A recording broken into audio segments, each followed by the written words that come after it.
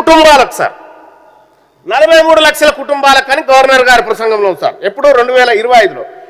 ఇప్పుడు తాజాగా 2026 నాటికి దాదాపు సార్ 10,000 కుటుంబాలు తగ్గిపోయినాయి సార్, లబ్ధిదారుల కుటుంబాలు. ఈ ప్రసంగంలో 10,000 కుటుంబాలు తగ్గిపోయినాయి. అంటే స్కీమ్లో అర్హులు ఎందుకు తగ్గిపోయారో అర్థం కాలేదు సార్. సార్ ఇక కంక్లూడ్ చేయండి సార్. చేస్తున్నా సార్. 1 కోటి మంది మహిళలను కోటీశ్వరులను చేస్తామని చెప్పని అనుకుంటున్నాం సార్. ఒక వయసు సార్ 18 సంవత్సరాల నుంచి 50 సంవత్సరాల వరకు మనం జరగబట్టినా 1 కోటి మంది వెళ్ళారు సార్. అమ్మమ్మలను తాతమ్మలను కోటీశ్వరులను చేస్తున్నైతే కుదరదు సార్. ఏమైనా మహిళా శక్తిని చేయాలంటే అంతమంది ఉన్నారా లేరా అనేది చూసుకోవాల్సినటువంటి అవసరం ఉంది సార్. ఇక సార్ ఇంకా గమ్మత్ విషయం, తెలంగాణ రాష్ట్ర ప్రభుత్వం చాలా కాలం నుంచి కూడా అనేకమైనటువంటి విషయాల్లో సార్ దివ్యాంగుల కోసం సార్ గత ప్రభుత్వం చేసిన మోసమే కనిపిస్తా ఉంది సార్. ఇక్కడ సార్ మనము ఈ ప్రభుత్వాలు చేసినటువంటి సార్ ఇది కంట్రోలర్ అండ్ ఆడిటర్ జనరల్ నివేదిక సార్.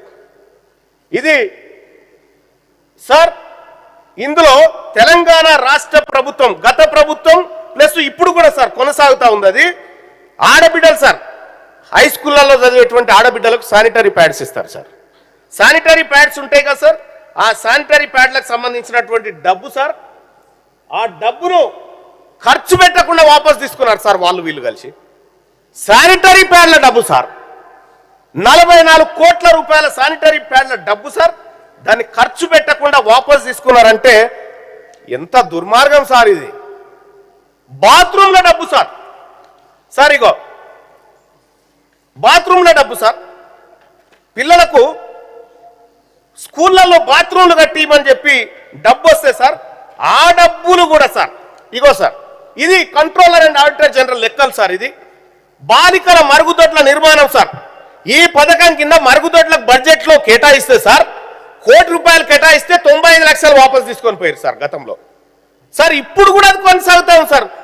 స్కూళ్ళల్లో బాత్రూంల పైసలు, ఆడబిడ్డల శానిటరీ ప్యాడ్ల పైసలు, ఇగో సార్ బీడీ కార్మికుల పెన్షన్ పైసలు, ఆఖరికి సార్ దేవుళ్ళ పైసలు కూడా ఖతం అయిపోయినాయి సార్. ఈ 4 లెక్కలు, ఇందులో నా ఒక్క లెక్క లేదు, ఒక అక్షరం లేదు సార్. ఇది కాగు లెక్కలు ఇవన్నీ సార్.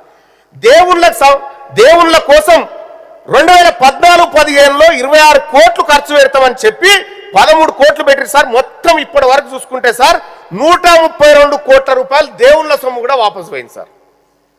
సార్ ఇంకా చాలా భయంకరమైనటువంటి వాస్తవం ఏంటంటే సార్, ఈ సభ ఆమోదం లేకుండా